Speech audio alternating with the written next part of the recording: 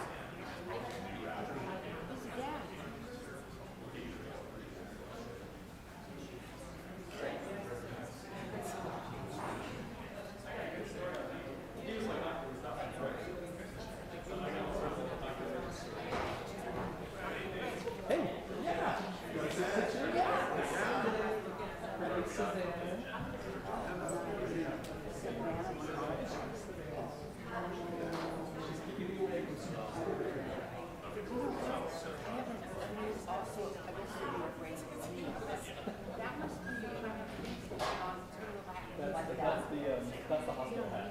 That was right after she was going to put the hat on.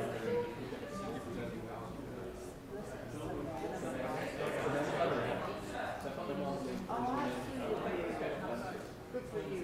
So how's mom? She's sleepy too. She's excited. How's your mother? Oh, she's over the moon. She's super excited. We live right by her, so she comes over to visit.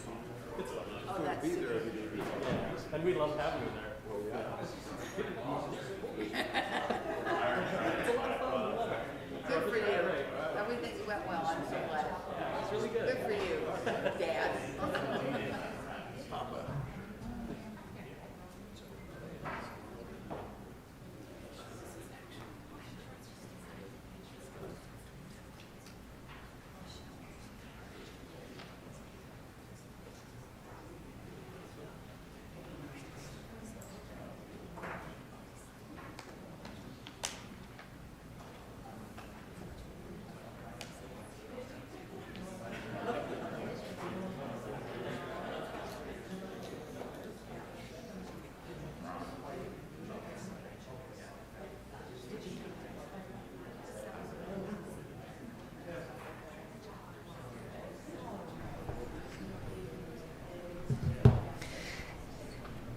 Okay, we're going to get started.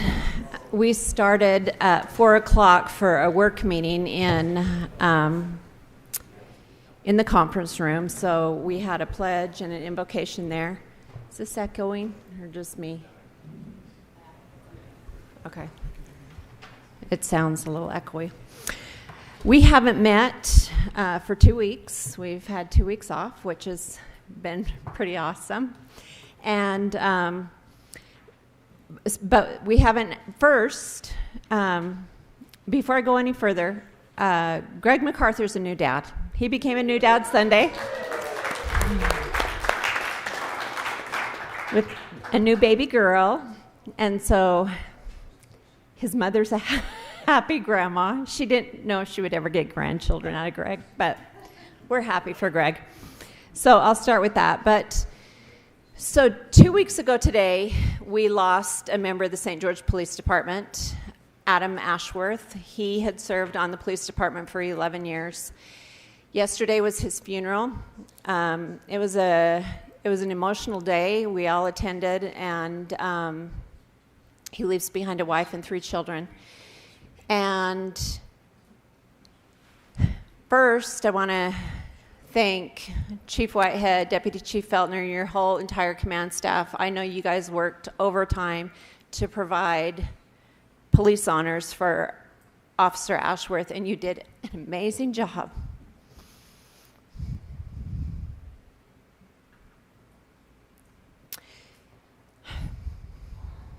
And it couldn't have been easy. I know it wasn't easy for me. I know this was our city manager's first time at this. And I said yesterday, we're one and done. We don't want to ever do this again. But the support from law enforcement throughout the state and surrounding states was something to behold. And that line of officers in their dress blues saluting that casket is something I'll never forget. It was a great send-off for a great officer. I had the privilege of knowing Adam because he and my son worked together as partners on mountain bike patrol for about 2 years. And that's where I got to know Adam. But the St. George PD, thank you for surrounding his family. I know it means a lot to Bobby and their 3 children. The outpouring of support from the community, the love and the prayers has been amazing. I wanted to play the last call from yesterday.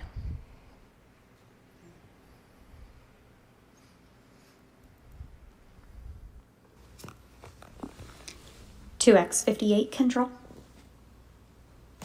2X58 control. Officer Ashworth P197 control.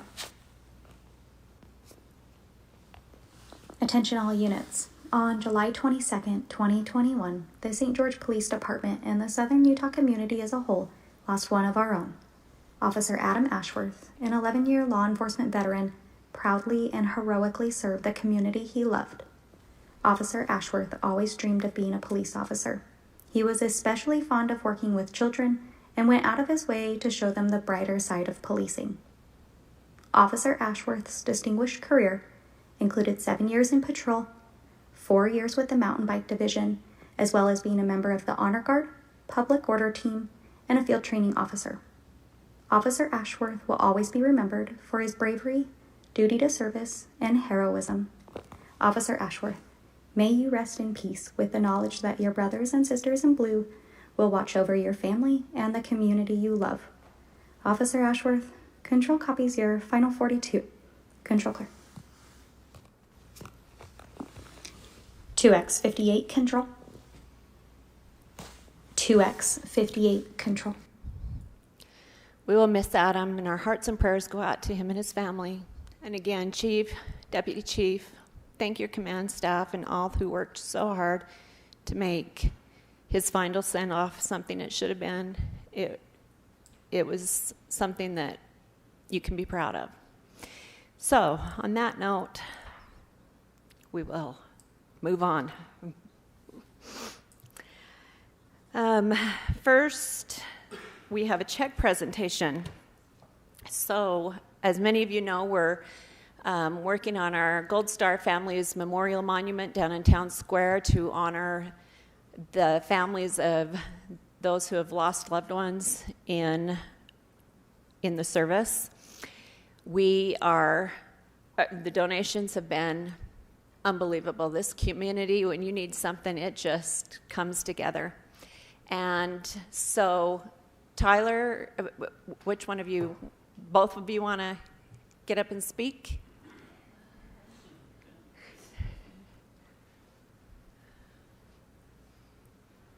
Hello. So when we heard about what you guys were doing, trying to bring this memorial to St. George, and David brought the opportunity to us, we really wanted to make sure that TDS was involved and able to donate money to this worthy cause and this wonderful addition to our city. So we're just happy to be able to provide some dollars to help make that happen. Yeah, it was very important to us. I did a lot of negotiating to save some money so that way we could do this because our budget was allocated for the year. But when we were there that day, listening how important this was for our city, and it was important for both of us, I think. So. Well, Brian and I are going to come down and accept your check. Awesome.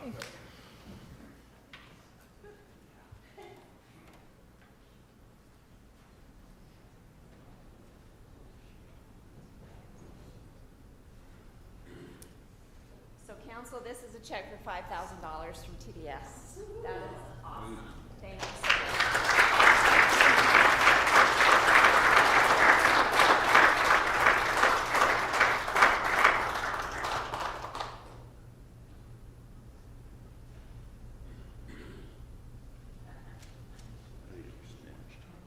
Hey, appreciate you.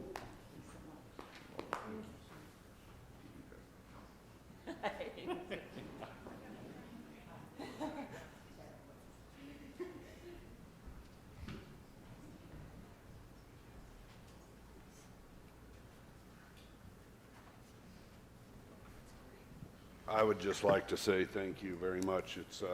This has been an awesome thing that is going to go in our city. This wall will be amazing, and it's on track, and we're getting ready to pour the foundation for it, and the slab should be done here really soon, and we'll be able to get ready for the wall to be delivered to us. So we're excited. Thank you, Tyler and TDS for what you've done for us. Thank you. Yeah, we really appreciate it. I noticed we have a scout in the audience. He's like, no, please don't notice me. We haven't had scouts here for a long time. Would you like to come up and introduce yourself? So, my name is Jaden Taggart, and I am from Troop 42.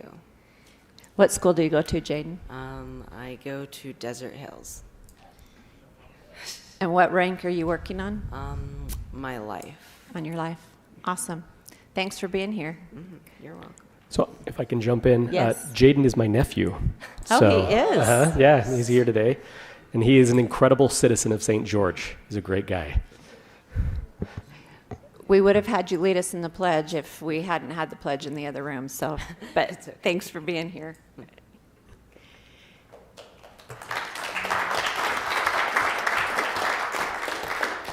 I have a proclamation to read, and then we'll go right into our agenda.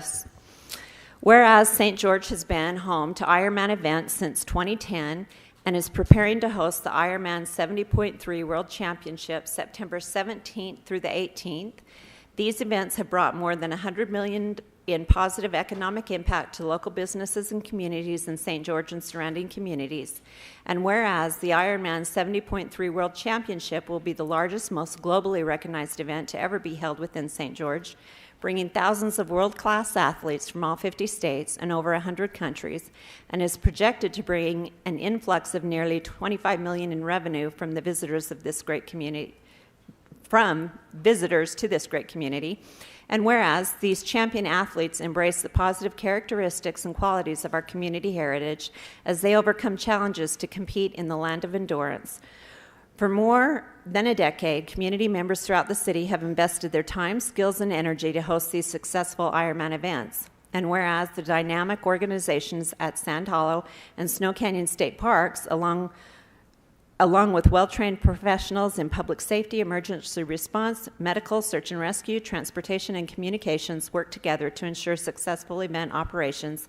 And whereas an unprecedented number of volunteers will be devoting their time and talents along with the best efforts of the community leaders in Washington County and in the cities of St. George, Washington, Hurricane, Santa Clara, Ivins, and other neighboring communities, enthusiastically support and facilitate the event operations each year at a level deemed worthy to now host the World Championship.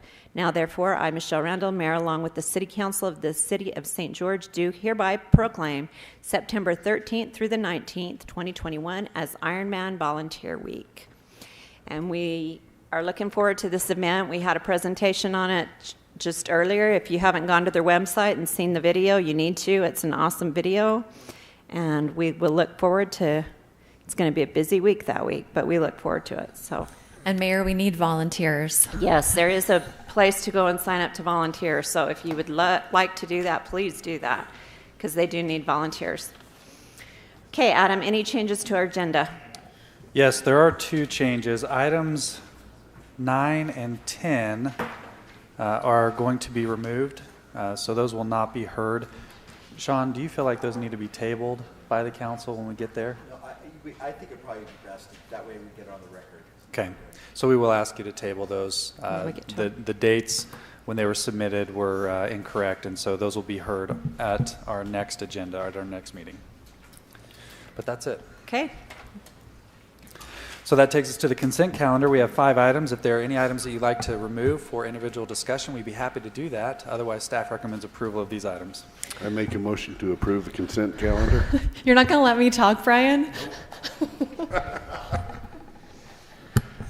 Well, I was just gonna make a positive comment about the Dixie Roundup Rodeo. This year, in particular, is happening on the same weekend as the Ironman, which, to be honest, is such a neat opportunity for us to showcase that part of our heritage. And I think it's going to be a really neat thing. I'm assuming it's the first time, that the Dixie Roundup Rodeo will be showcased to the whole world. So I think that's a big deal. All right, Brian, sorry. I'm sorry. Did you want to second the motion while you're talking? I'll second the motion. All right. Motion by Brian, seconded by Danielle. All in favor, say aye. Aye. Any opposed? Motion carries. Item number 2 is to consider approval of a resolution to authorize the city manager or his or her designee to execute private hangar agreements. As you're aware, council, these come to the council. They are administrative in nature. I don't know that we've ever had one not get approved. Just in order to simplify the amount of work that's coming to the council for consideration, staff would recommend that those be sent to my level for approval. I feel comfortable in being able to handle that. We would recommend approval of this. But if you'd like to keep it, you're welcome to. Mayor, I'd make a motion that we approve a resolution to authorize the city manager to execute private hangar agreements. I'll second that. Motion by Vardell, seconded by Greg. All in favor, starting with Vardell. Aye. Aye. Aye. Aye. Aye. Motion carries. For item number 3, we'd like to ask our Leisure Services Director, Shane Moore, to come and provide the background, but this is for the council to consider approval of an ordinance amending Title 7, Chapter 5 of City Code regarding a number of cemetery policies and the abandonment of cemetery burial lots due to passage of time.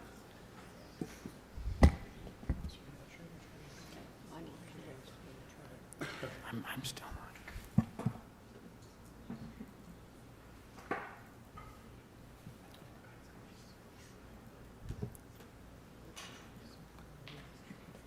Oh, there you go. That'll work.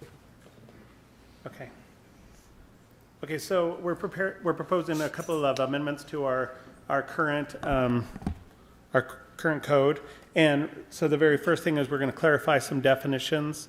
The burial lot is the first one that I'd like to call out, and burial lots from now on are going to be called the location by section and block identified in a city cemetery for future exercise of a burial right, or a memorial to a deceased person, including a historically created half burial lots. So the burial right, this is the new part, is the non-transferable limited right of a specific individual to be buried in a specific lot in land designated by a city as cemetery or cremation garden. And with that, you'll have a certificate of burial right, which is a document issued by the city identifying the individual who may be buried in the burial lot. And then the fourth one is a grave, a burial lot which the human remains, including cremated remains, have been buried or which have been excavated in anticipation of burial. So 7-5-4 is where you're going to see the main changes, and that's the sale of the burial rights. And upon a sale, the person will be issued a certificate of burial right that is non-transferable, and this actually gives them the right to be buried in a lot determined by the city and chosen by the individual. An individual may purchase more than one burial right, so long as that each is issued certificate of burial right identifies the individual who is entitled to be buried in that lot. So that's a big change for us. And then limitation of transferability of burial rights. Burial rights may not be transferred anymore. They may be subdivided to allow for cremated remains, or they may be conditionally surrendered. And so that basically means that the burial right is non-transferable, but you can, so the subdivision means that non-transferable burial right, you can have a casket and 2 containers of cremated remains, or up to 4 cremated remains in each quadrant of a lot. So the voluntary surrender of your burial rights, an individual named in a certificate of a burial right may surrender the burial right to the city. The city will refund the original purchase price. A conditional surrender to the city identifying an individual who will pay the current fee for the burial right. So basically, you could buy a burial right and then tell the city, I want to sell it back to so-and-so. You sell it back at the price that you bought it for, then they would purchase it under their name at the current price. Those are the main changes. Are there any questions? So what if I just say I want my family member buried in that plot? You'd have to, it's non-transferable, so you'd have to conditionally sell it back. So if you were named in it and you wanted a child to have the lot, you would have to sell it back to the city, which is basically getting a refund for what you paid, and then give it back. And then you'd get it back. Okay. But Shane, it sounded like, but you can say, this is the person I want to have purchase this. Yes. So Okay. you could buy one for every member of your family, and you could say, I want my daughter, but their name will be attached. They will be giving that certificate of burial right. Okay. And so this is really going to help with one problem the city's had over the years is that we've had people buy 12 lots. and then we're really running out of space. And so this helps us, because those 12 lots might not get used for 60 years, and so it ties up this space.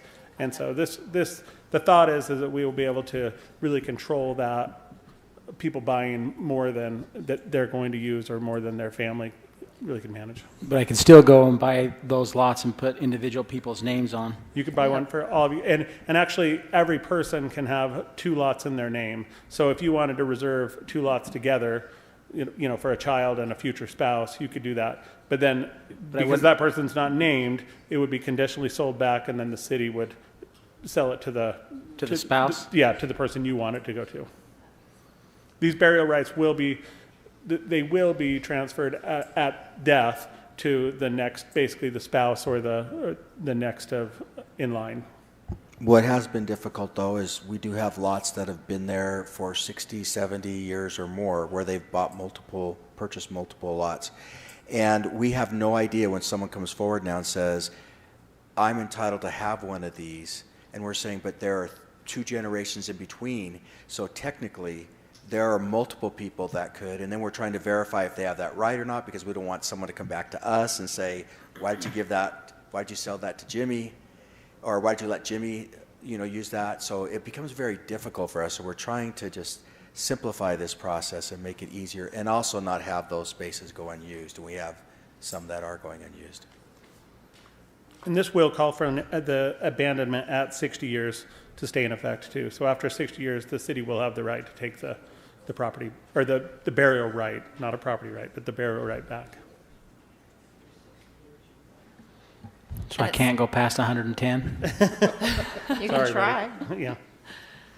At 60 years, when the city takes it back, do they reimburse anyone for it? If that's a good question. At 60 years, it's deemed abandoned. That's right. So we would not. Okay. And again, we'd run into that same problem on who do we reimburse? Okay. Well, it's like, so Tony's dad bought 20 burial plots in Enterprise. There's probably 5 people buried there, and nobody will ever use the other 15. And his name are on all of them, and so I can see where this becomes an issue. So. Okay, thanks. Any more questions for Shane before you? Well, it sounds like a great cleanup. Yeah. So I'll make a motion. Okay. I make a motion that we approve an ordinance amending Title 7, Chapter 5 of City Code regarding cemetery policies and abandonment of cemetery burial lots due to the passage of time. Second. Motion by Greg, seconded by Brian. All in favor, starting with Danielle. Aye. Aye. Aye. Aye. Aye. Motion carries. Mayor, if I could quickly, Shane, I noticed we had a resident over here with a question, and perhaps you could get with them to answer their question. Also, if we could, ladies and gentlemen, there are a lot of conversations that are happening throughout the audience. The acoustics of this room are such that those conversations carry up here and add a lot of background noise. Could we ask you to step outside if you need to have those conversations? Thank you.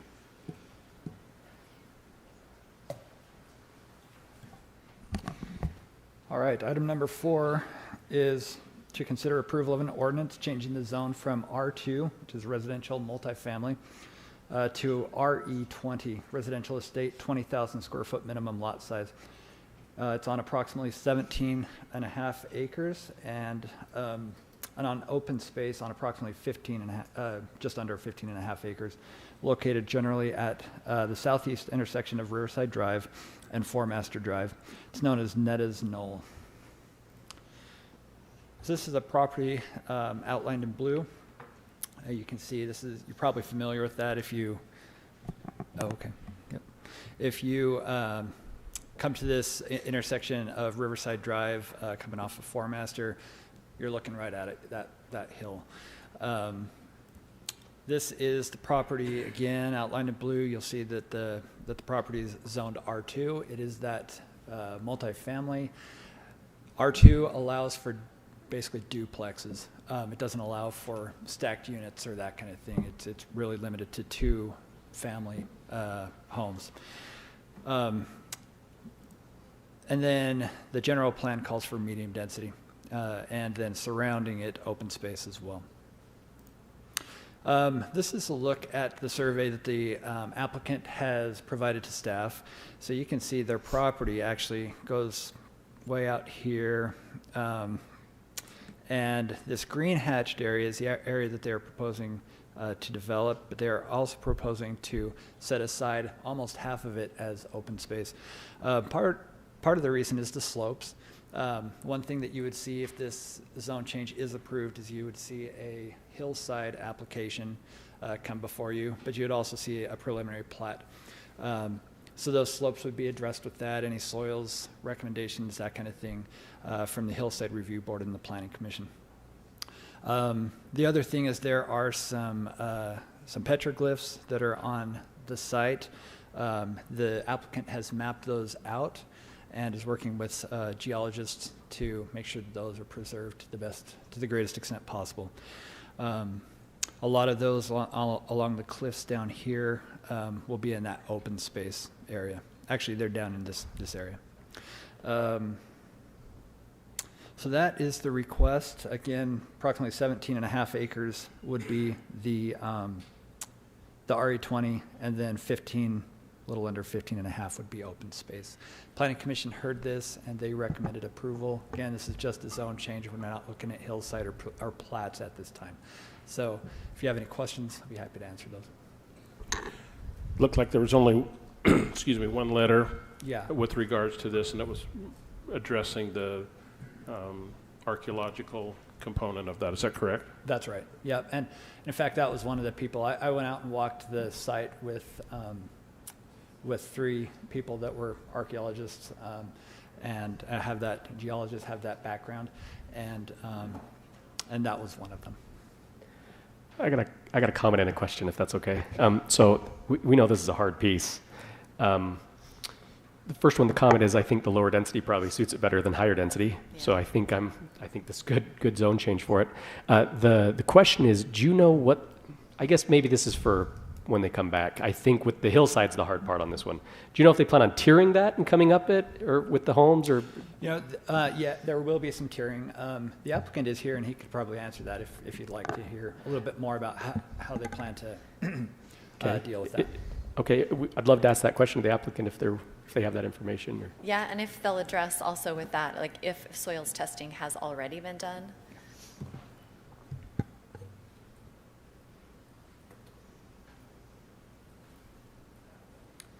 Hi, I'm Adam Allen with American Land Consulting. Yes, so we are going to be terracing. We are staying, there's kind of almost the, angled plateau up there. As you know, there's some really steep stuff on the sides. Obviously, we're staying out of all of that, and then kind of working from the bottom, terracing up as much as we can, and then back down around, kind of looping the road through there, which I believe the preliminary plat in the hillside is on the next meeting to bring forth to you guys. And yes, we have done extensive soils research and studies on whether or not, we had to do some different studies about, the stability of the slopes and what we're building and proposing and making sure that all that stuff works. So, Sir, we got a letter from Todd Prince. Have you met with him? The archaeologist? I don't know if I've met with Todd Prince. So I met with Greg Woodall. He was an archaeologist who you mentioned him too. Who came and I went out there and met with him, and we hired Dale Gorley, Bighorn. He went out there and did an archaeological survey. And so they've identified the petroglyphs on site, which we are going to move into the open space. The other ones we're not touching. There's several that are in the open space we're not touching. And they identified an area at the very north end of the site that they felt was very undisturbed. A lot of it's been looted and people have been in there digging around for many, many years.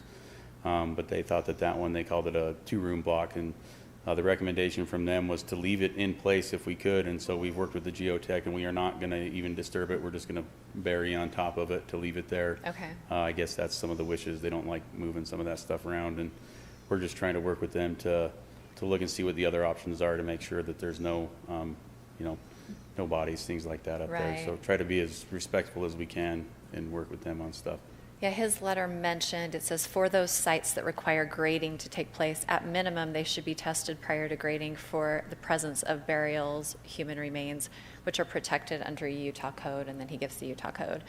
the State Historic Preservation Office will gladly consult with the City of St. George and the developer regarding compliance with these laws. Is that what he basically advised you?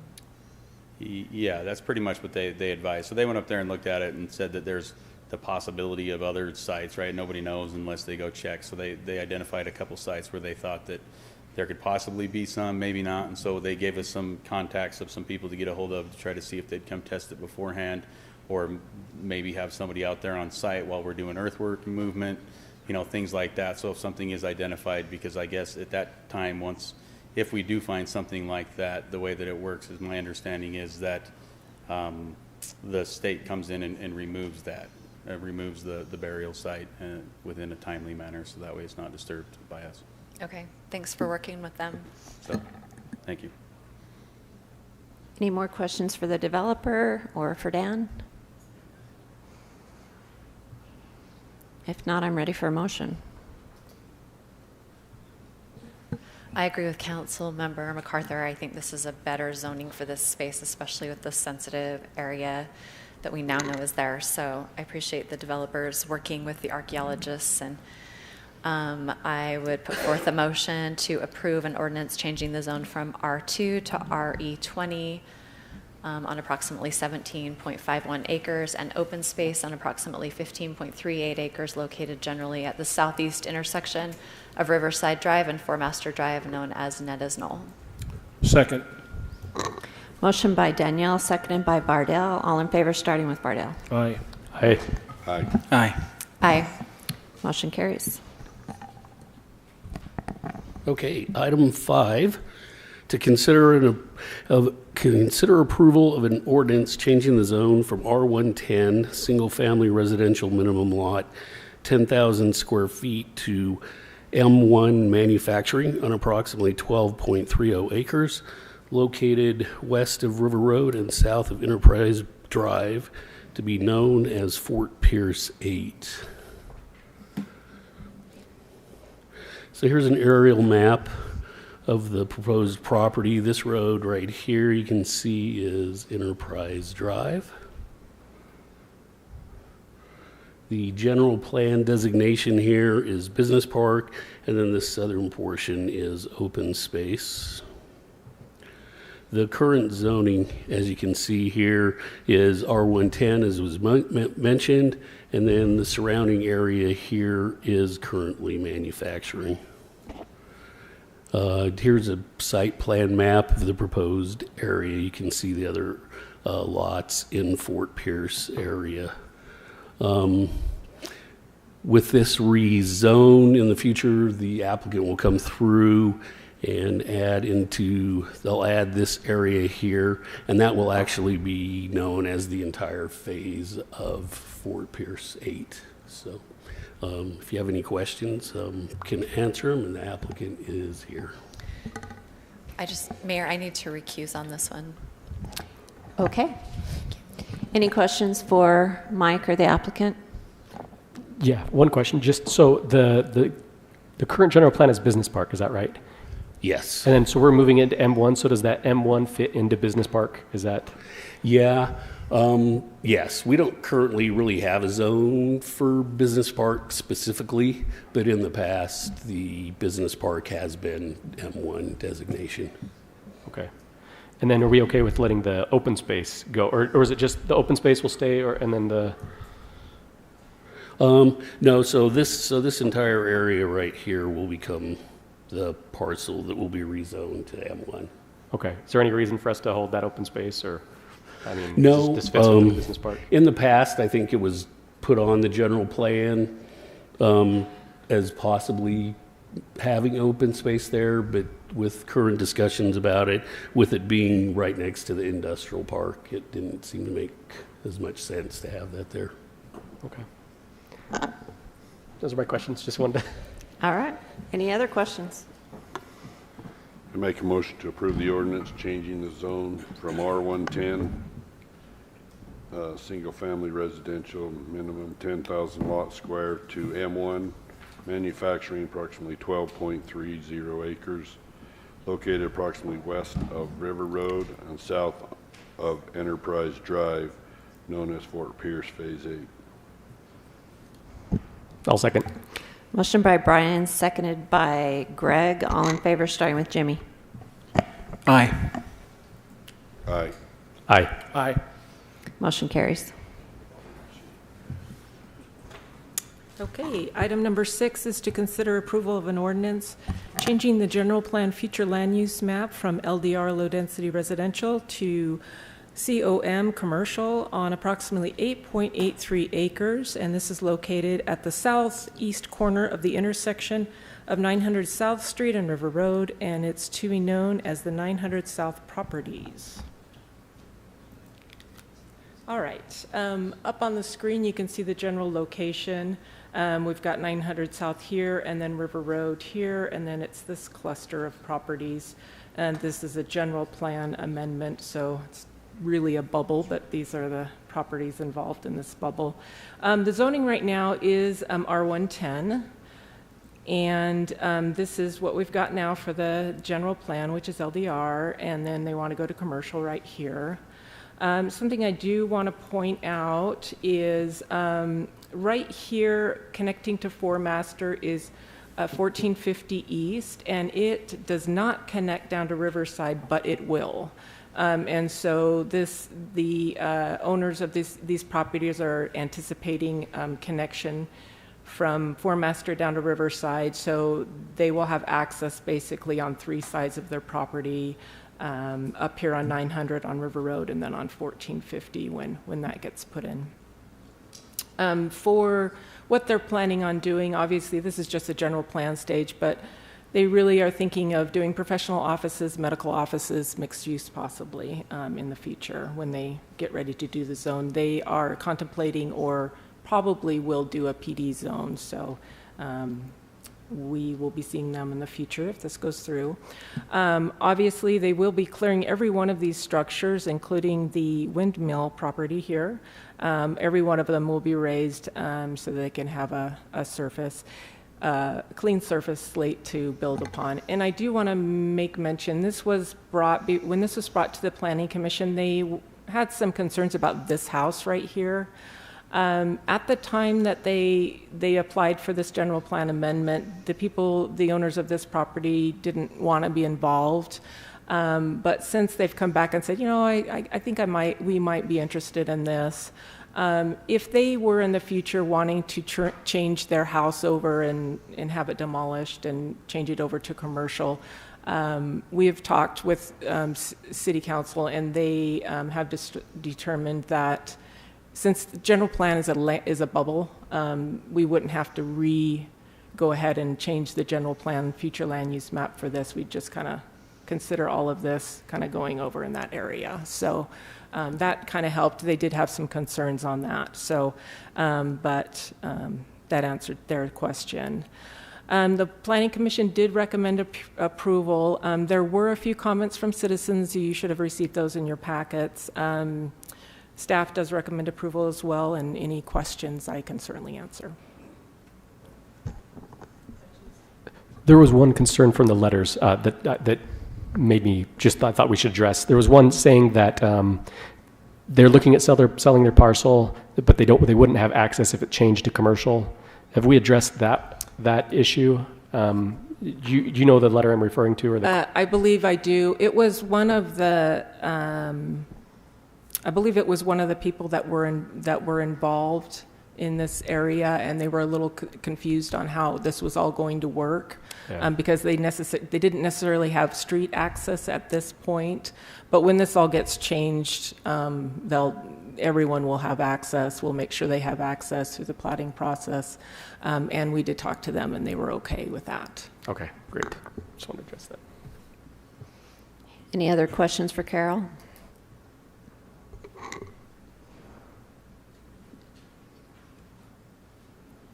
If not, I'm ready for a motion.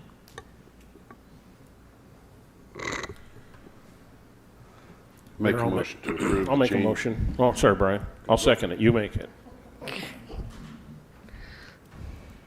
Changing the ordinance, changing the general plan future land use map from LDR to commercial on approximately 8.83 acres located on the southeast corner of the intersection of 200 South, 900. 900 South, oh yeah. Nature glasses. And River Road to be known as 900 South Properties. Second. Motion by Brian, seconded by Vardell. All in favor, starting with Danielle. Aye. Aye. Aye. Aye. Aye. Motion carries. All right. Item number 7, consider approval of conditional use permit for the short-term rental of a local landmark to be known as the Thomas Cottom Home on approximately .20 acres located at 464 East and 500 South Street. And here's a general location map. It's zoned R18, and as I mentioned earlier, it's .20 acres right in the downtown area. There's the zoning R18. The applicant did provide a site plan. This is the Thomas Cottom Home, which has been approved as a local landmark. It's 600 square feet, and then this is an attached deck. Right now, this is just a gravel driveway, kind of like a single driveway, and there's some landscape on the side. And then the applicants are in the process of building an accessory dwelling unit back here. They have received approval. It's pretty much up. I don't know about the inside if that's finished yet. Attached to it is a two-car garage. And here's a site plan or a floor plan of the ADU. I do want to mention, and I'll go over the 5 stipulations to create a short-term rental with this conditional use permit. One of them is they have to have covered parking for the short-term rental, and the applicant is proposing that the people staying in the short-term rental will use one of the stalls of this garage. They'll just give them a key code. They'll get in. They'll have it completely closed off and locked off to the rest of the house and to the storage area. So he does have plans to do that. But I'll go over the conditions right now. Low impact is the first condition. As I said, it's 600 square feet. They plan on having only a maximum of 4 people. They're ideally wanting 2 adults and maybe a couple of children. It will be closely managed because the owners will be required to live in this accessory dwelling unit. So they will be on property at all times when it's being rented out. Carol, can I ask you a question about that part right there? Yeah. Okay, so in our code, I thought that if you had an accessory dwelling unit, you had to live in the primary residence. Does it say that, or does it just say the owner has to live on site? They have to live on site, and we allow them either in the accessory dwelling unit or on the main. They can live in either one. Mm-hmm. Oh, Yes. okay. Yeah. Okay. Okay. Number 2, substantial investment must be made on the property. The applicants, as you can see, they've redone the exterior, and they've also completely redone the interior of the house. They will be putting in new landscaping as soon as the construction is done. And then, as I mentioned, that gravel driveway, they'll be paving that. All the off-street parking will be paved. Plus, with the addition of the garage, they'll have covered off-street parking as well. And then the third condition is that the renovations maintains the historic features. They have maintained the historic features of this house with the renovations. Minimal traffic is condition number 4, or parking demand. As I showed on the site plan, there are plenty of spaces for parking, and they only will be renting to 4 people, so they're not expecting too many cars. But they do have quite a few. Actually, 6 cars can fit in this area. Number 5 is any additional conditions. One of the commission, or the one condition that the Planning Commission put on their recommendation was to make sure that the renters of this short-term rental had access to the garage. That was the condition they put on. Otherwise, they did recommend approval of this conditional use. And if you have any questions, I'd be happy to answer. Council, questions for Carol?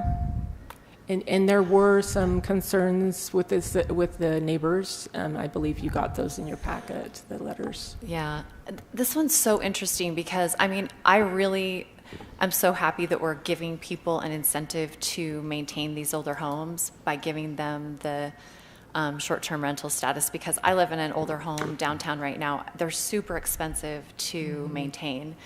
And so, I mean, if there wasn't something, obviously it's their property, they could have just raised it.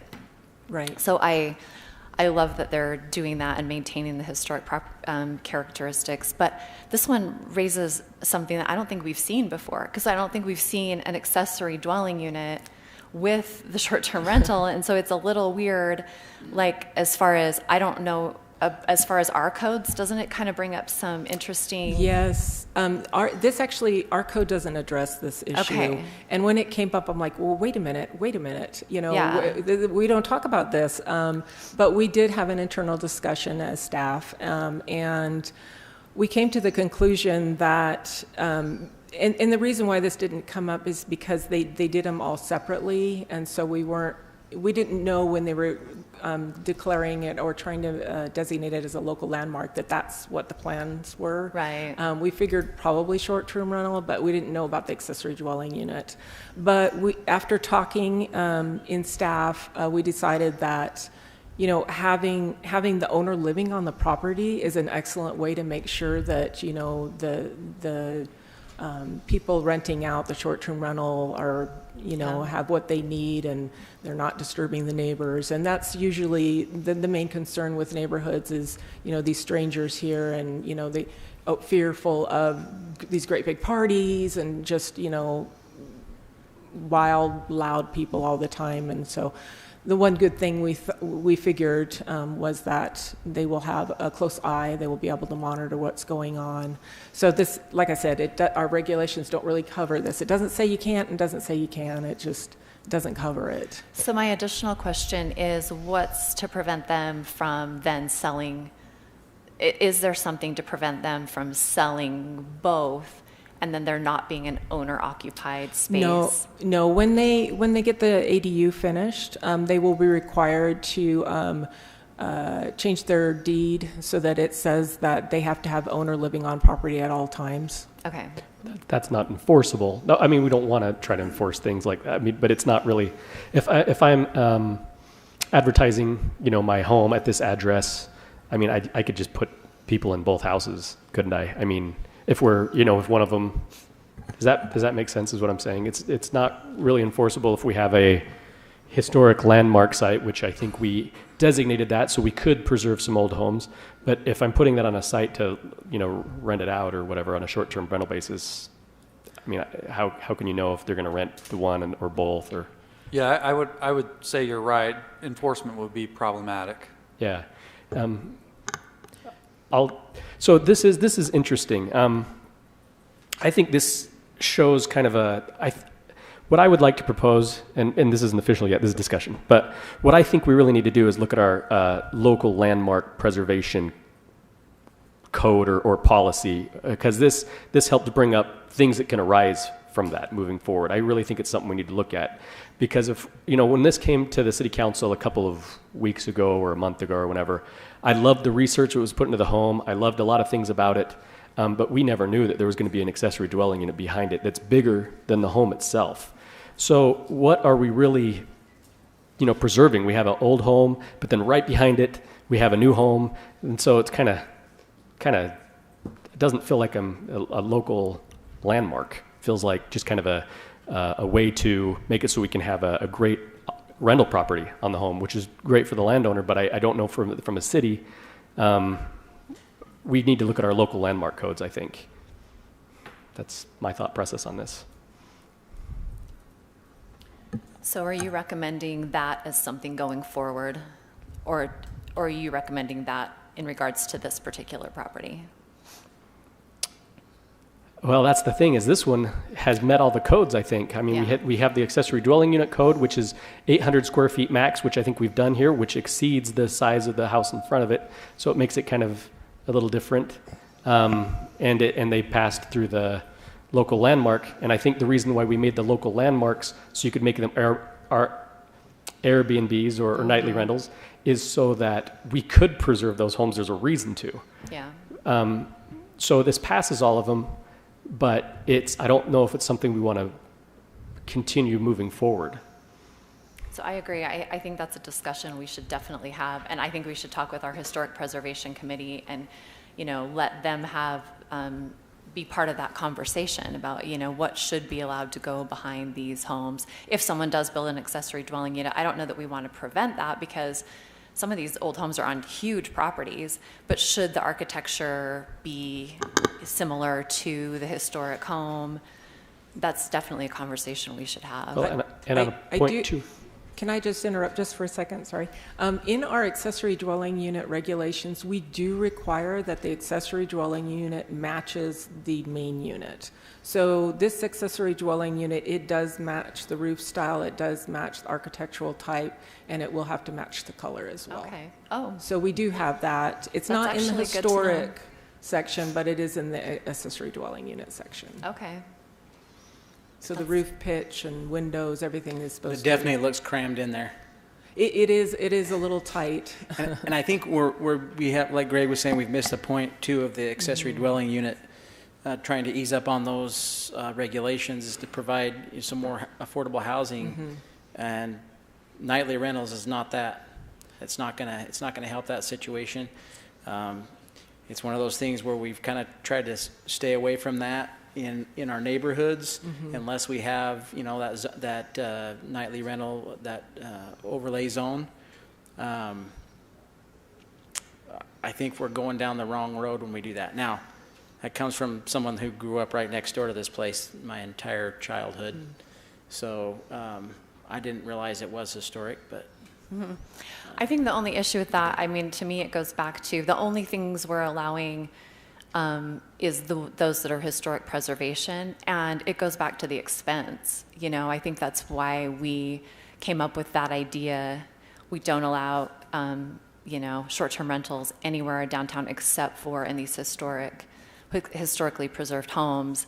And it really is just because it's either, for a lot of them, it's either that, be able to make enough, revenue that they can actually afford to keep it up, or they tear it down and just put a new home there. So it's a good conversation. Wasn't also part of the intent for some of the downtown city blocks that are just vacant in the middle of them to try to utilize that space, as opposed to shoehorning one into a smaller spot as well? Yeah. Yeah, agreed. More questions for Carol? More discussion?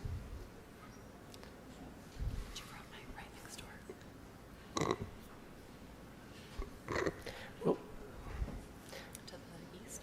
this is tough because it's conditional use, so that we can look at each one in each case. So, this condition, I don't know if it fits so well. Technically, we've passed all the different codes for the different things, but together, I don't know if it works for the. That's. I do think the argument is valid that as far as short-term rentals go, as long as they are required to have owner-occupied on that back, and I'm glad to know that it does have to architecturally match. That really does help a lot to make sure that there's someone there always, on the same property that has a vested interest.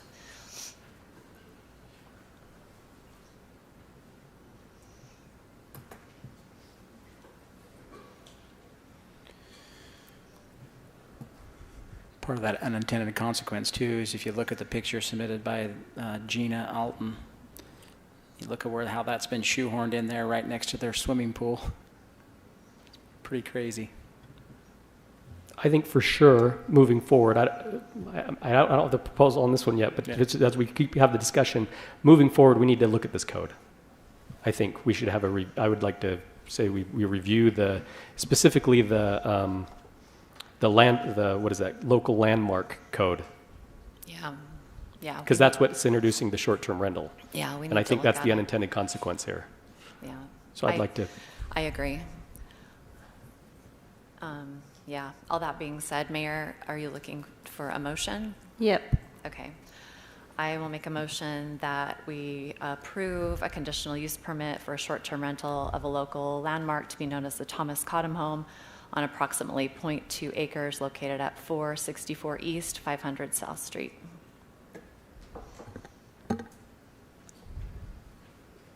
Second. Motion by Danielle, seconded by Vardell. All in favor, say aye. Aye. Any opposed? Nay. Nay. Motion carries 3-2.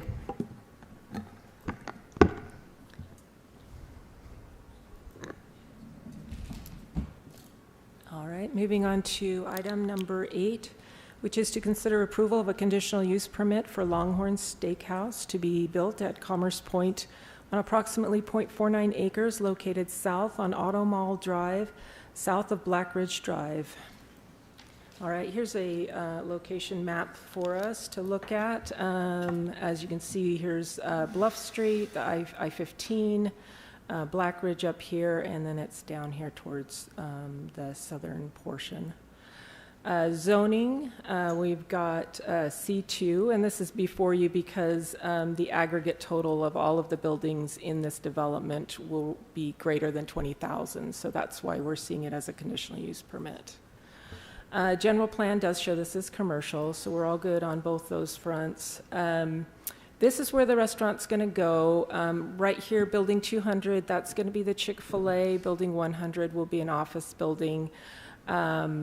This was pointed out in Planning Commission. There is the site plan does show a building here, but they're actually not going to put this building in.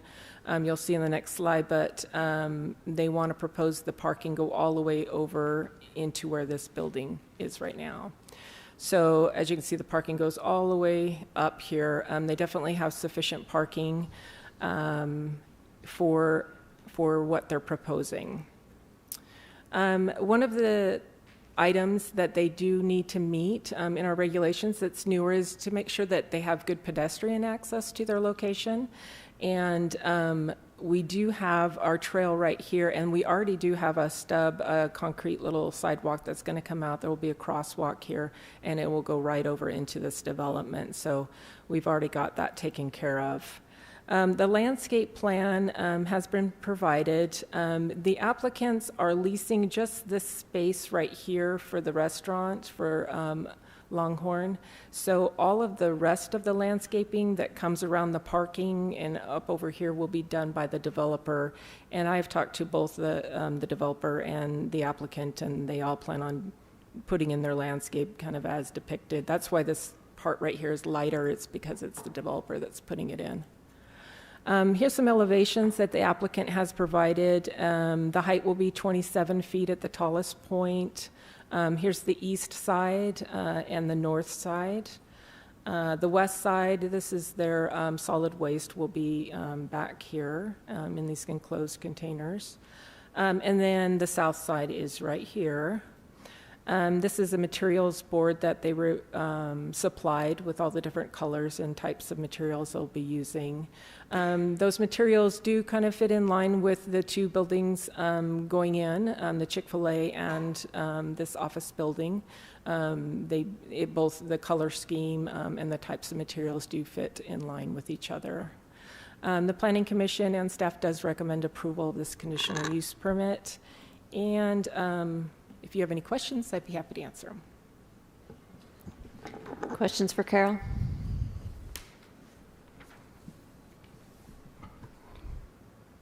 No questions. I'm ready for motion.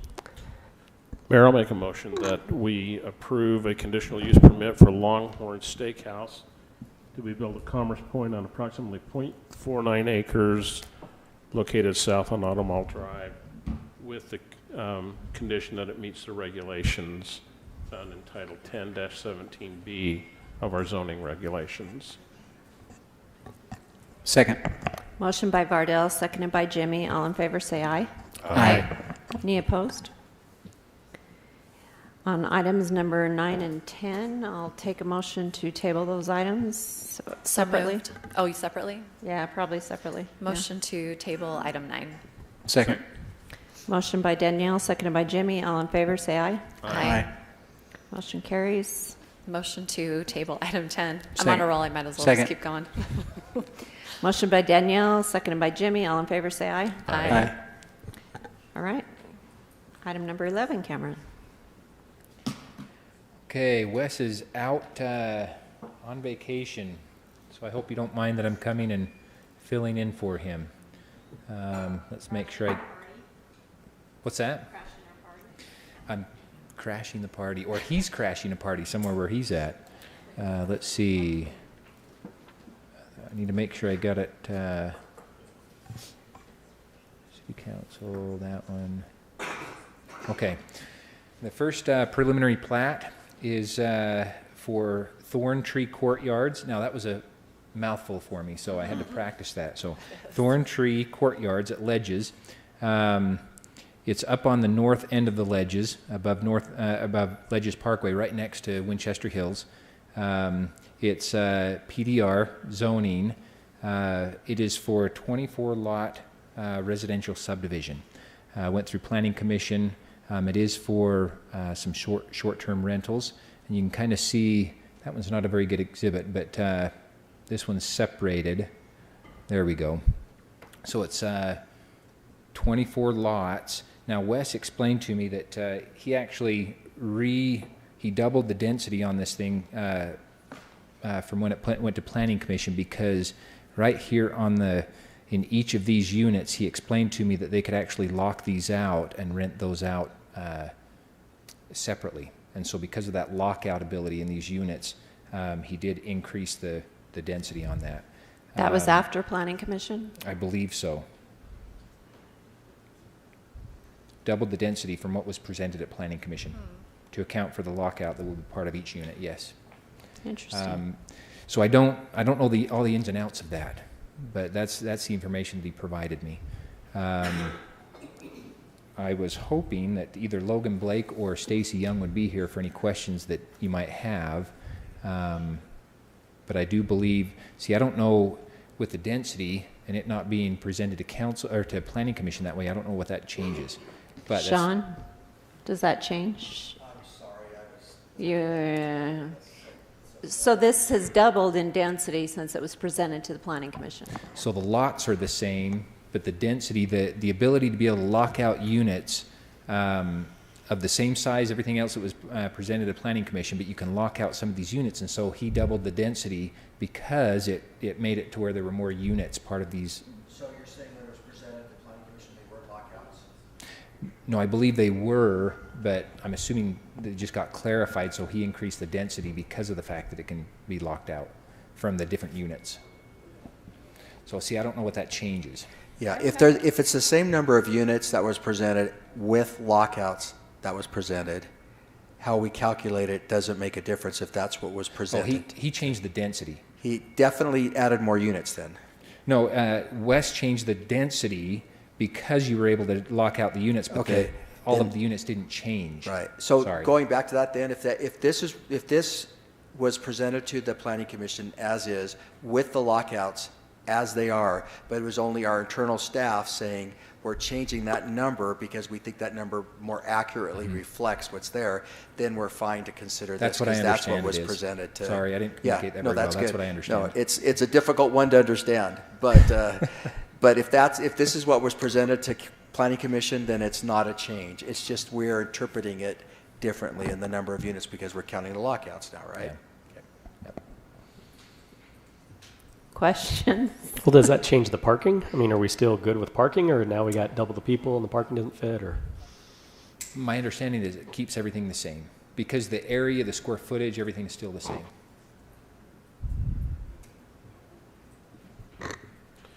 Square footage. Yeah, I have a question. I'm sorry, Councilman Curtis, but I have a question for staff on that because if I recall what we did at Entrada, it seems like we at Entrada said that there was a garage requirement and a space requirement for their lockouts in that one area in Entrada where they do have the lockouts. So do we have an answer from the staff on does it change the parking on this?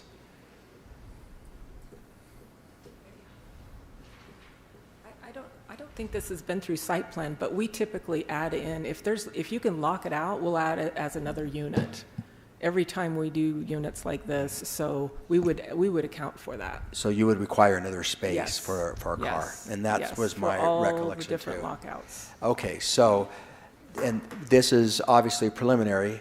this is one of those things where you can make that stipulation on this, that if you're inclined to approve it, it's on the condition that it meet their parking requirements as articulated by the staff under our ordinance.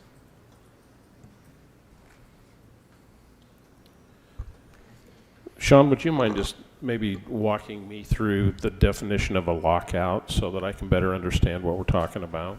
So these units would have a separate unit that could be used and rented separately. Most of the time, those don't involve any type of kitchen type of thing, but just as it's like a hotel room, essentially. What that does is it gives the owner an option that they could actually just rent that one room out that has a bathroom in it as like a hotel room and not the rest of the home.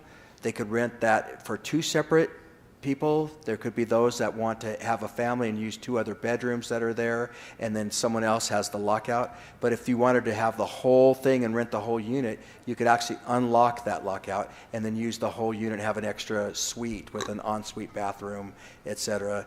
And the owners actually could do that when they're living there too, or when they're staying there, just have the whole unit. So it gives them the ability to have one portion of that area locked out, so to speak, so it could be rented separately. Which certainly then does compound the parking issue. Absolutely does, yes.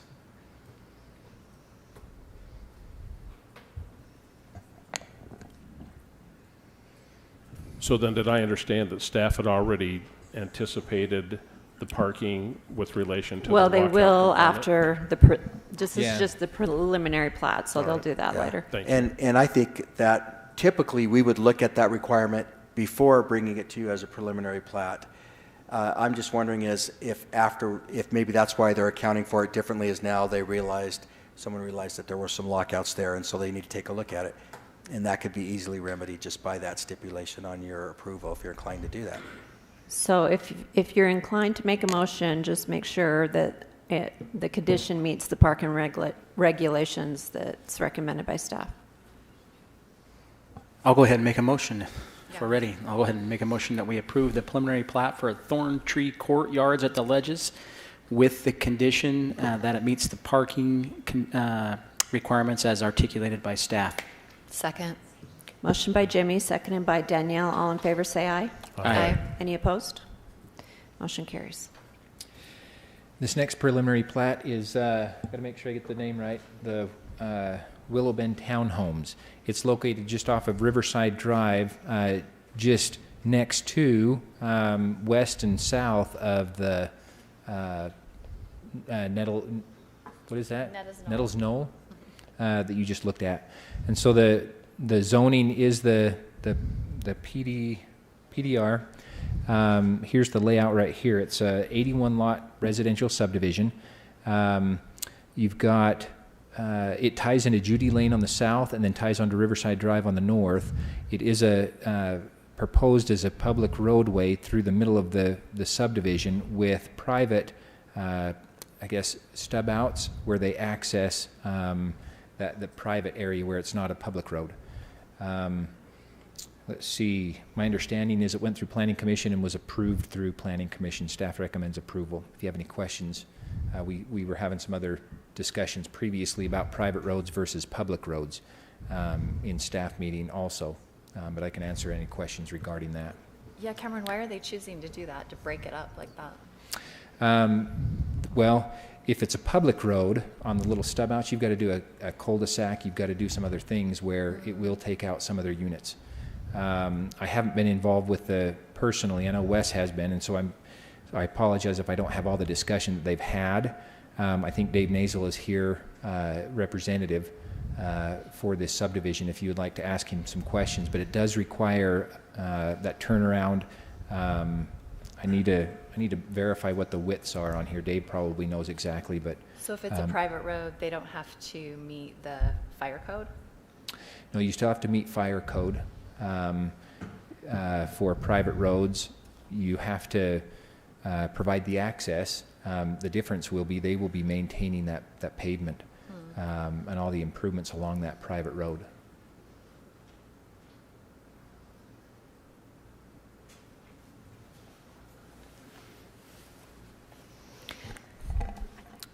Adam, is there is there a recommendation that, would you rather that be a private road or a public road? No, I think it's important for us to go on record as to stating that, at least from staff, we would oppose these being public streets. Similar to a previous project we discussed tonight on Netta's Knoll, there's a reason these properties have been undeveloped. The soils are not good. They're going to require a lot of work to get streets that function properly and that last over the long term. I would not recommend, normally we do prefer to have our streets be public. In this case and the previous one, I think staff would prefer that those be private with recorded notices on each lot that advise the buyers or the occupants that those are private and that they will always remain private, that the city has no intention of taking them over or maintaining them. All the streets or just the ones the way Cameron presented it? I would recommend all of the streets. All of them, yeah. Yeah, because that was my question, because normally we don't want to see, but we don't want to inherit. And it could be done. I certainly believe the developer could build this, you know, to engineering specifications that will work, but I think it should be, they should remain private in the responsibility. Are you saying the road that goes up through the middle that was going to be a public road, you would rather have that be private as well, from the city's point of view? Mm-hmm. All of it? Because that seems kind of a little irregular, a little thing going through. That doesn't feel like a very much of a public road per se, does it? Yeah, just a comment. See, if this was actually maybe an apartment or other duplexes and things like that, it would be more of a parking lot, it would all be private within the subdivision. The configuration and everything like that and how tight it is, it does look a little bit strange for a public road. It does. The proposed layout has that public road division in there with the private roads and public road, but yeah, private roads would fall on the residents to take care of that, and staff does recommend that. So other than the road, this meets all other city requirements for the townhouses and the zoning and everything. Well, I'll make a motion, then we can discuss. I'll make a motion that we approve the preliminary plat for Willow Bend Townhomes, with the exception that all roads within the development will be private roads. Second. Motion by Greg, seconded by Danielle. All in favor? Yep. I think the applicant is here and may want to say something. Thanks. Dave Nazel, applicant. Why didn't you wave your hand back there or something? I just wasn't paying attention. So yeah, funny enough, and I'm not into oppose or whatever you guys want to do. We've had lengthy discussions for months and months with staff on this. The project was initially proposed with private streets through the whole thing. Staff wanted it as public road through there, so that main road that goes through, staff was insistent that was a public road. So that's why we changed the cross section, widened the road, added sidewalks, some things that don't necessarily have to happen on the private street. So anyway. So are you happy that we're proposing they're private now? It would have been great like 6 months ago. Could I just clarify that too? Yeah. So, and I'm sorry, it would have been good had we let you know a little sooner, but the city has a policy of encouraging public streets throughout the city. Right. This is kind of a unique project, and so that's why, as it came up a little higher and Cameron was able to take a look at it, Adam and some of the other staff, we looked at that unique location and said it probably doesn't make sense. But you could have always given me a call and say, hey, this doesn't make sense. I want private roads. We probably could have resolved that 6 months ago. It's all good. But it probably works out better for you to have the private road. Yeah, so we're not opposed to it being private. I would say, though, in regards to it wasn't a soils issue. I mean, AGC's done the geotech on this. We've kind of stopped it where we have because the soils on the south end of the project are, in fact, good. I know there is a little bit on the north end that had to be remediated, but there's 27 feet plus of good material where this is being built. So we don't anticipate problems, and we will build it to the geotech recommendations, but. And on the bright side now, we'll get a private street that meets public street specs, right? Because you've gone and done all Might that. need to shrink it down now. Provide a little more open space for them. Oh, that's good. Thanks, Dave. Thank you. Okay, Greg, you made a motion, and Danielle seconded it.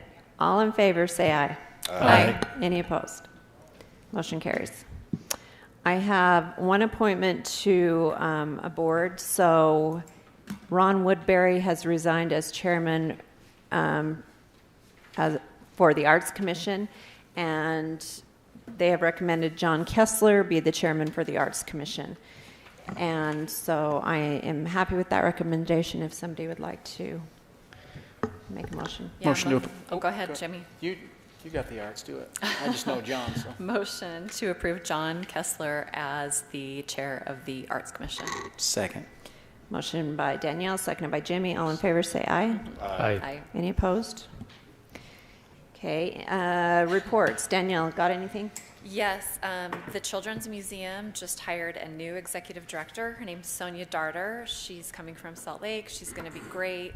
She's run children's museums in the past.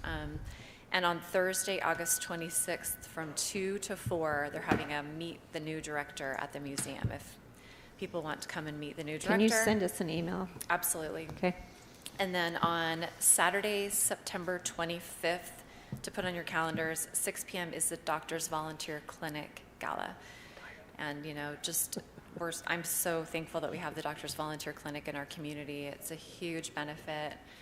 And so anyone who's able to attend that, I do believe that they still have a few tables available. So, thanks. Jimmy, reports? I don't have anything, but I'll sit at Sean's table at that Doctor's Volunteer Clinic. Brian, any reports? Nope, I have none. Greg? Yeah, I'll make two reports. The Dinosaur Museum is doing great, so I sit on their board. Doing great, visitation's up, revenues, everything's going really well there. And then the other one is the Red Hills Desert Reserve. A lot of good things happening there. I guess I don't have a specific report, but just things are good there too, I guess. I think you should make a third report. Baby name. Oh, so my daughter's name is Savannah Bunny MacArthur. So cute. Yeah, you could give her. So that she's, who knows? We're the last one in my family that are having kids. So, and this is, we had a girl. If we have another one, it might be a boy. So this is kind of the last chance. She hasn't had anybody put the bunny name on any of their kids. So, pretty exciting for my mom. Good move. Bardell? Nothing, thank you. Okay, we do have need for a closed session, so I need a motion to adjourn from City Council and...